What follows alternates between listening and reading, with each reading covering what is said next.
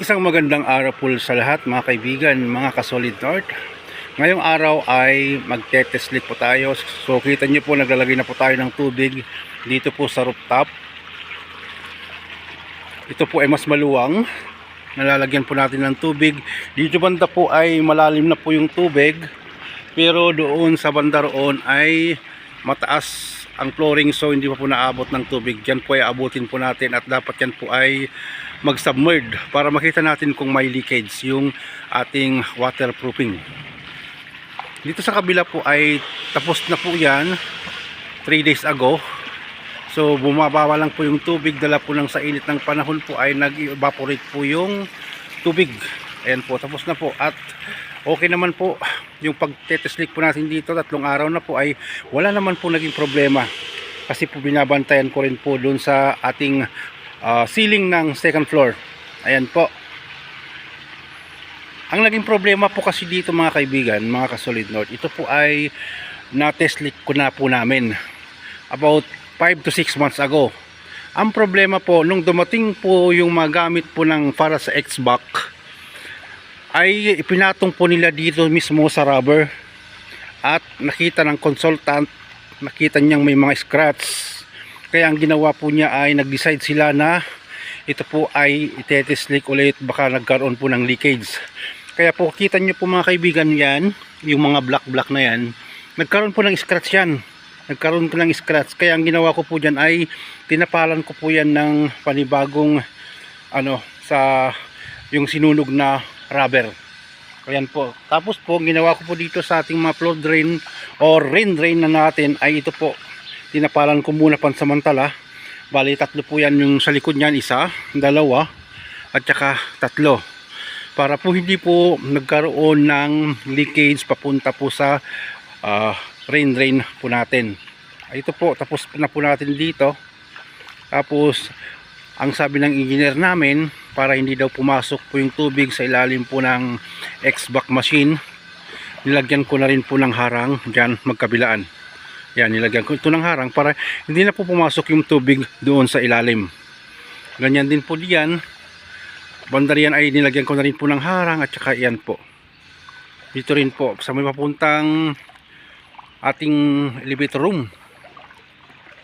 Nilagyan ko na rin po ng harang yan mga kaibigan. Dito po sa banda rito, kung kita nyo po, ito po ay na po ito, bago ko po ito ay inihintong lagyan ng tubig, umabot na po ito ng 7 cm yung kanyang lalim ng tubig. At yun nga po, nag-evaporate siya, dala po ng mainit ang panahon. So kailangan po natin dagdagan. Ang sabi ng consultant po namin ay dapat 3 araw po yung pag-test leak po natin. Dito naman po sa kabila, gaya nung ipinakita ko sa inyo kanina, ito yung karugtong nung sinasabi kong mataas po banda rito. Yan, mataas po kasi banda rito. At ito nga po, kita nyo po dito, may mga butas-butas po yan, pero inayos ko na po. Ayan. Tapos po dito, mayroon na pong tubig dito. Kaso dito banda rito ay mataas talaga. Ayan, kailangan pa siguro ng 3 water tank or yung tangke ng tubig para po ito ay totally malagyan po ng tubig mga kaibigan, mga ka-Solid North. Ito po. Mayroon pa po tayo dito sa floor drain or rain drain, I mean. Ito po ay rain drain. Tinakpan ko muna pansamantala para hindi po diyan dumaan po yung tubig. Ayan. Ito po ay isang sa mga naging trabaho po natin bilang tubero dito po sa Saudi Arabia, sa Al Juf. Andito po kami sa Al Juf University. Ayan. Naglalagay na po tayo ng tubig. Yung tubig po ay maitim-itim, dala po yung rubber. Nagkaroon po ng tubig, nagkaroon ng kulay yung tubig, I mean. Ayan. Banda rito ay medyo okay na. Naabot na po ng tubig.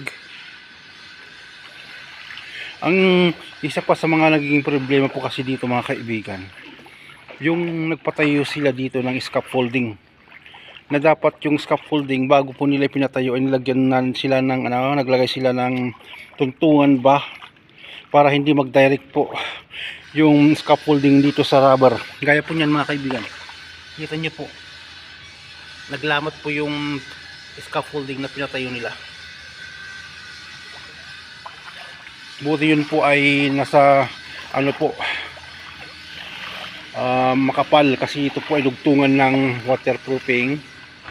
So ayan po, banda rito po ay malalim na po siya, pero sa kabila po ay wala pa pong tubig. Ayan,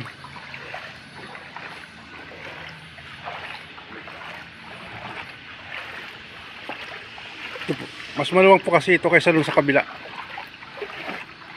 kaya po mas matagal po ang paglalagay ng tubig dito para makita natin kung okay ba yung ating test leak. Ayan. Yung tubig ng sinusupply po dito ay galing po dyan sa baba. Mayroon po tayong water tanker nasa baba, siya pong nagsusupply po dito sa bandang taas. Okay po, maraming salamat po sa mga hindi pa po nakapag-subscribe sa aking YouTube channel, Solid North Mix Vlog. Pwede pang humingi ng inyong suporta. Please subscribe, like, and share. Maraming salamat po.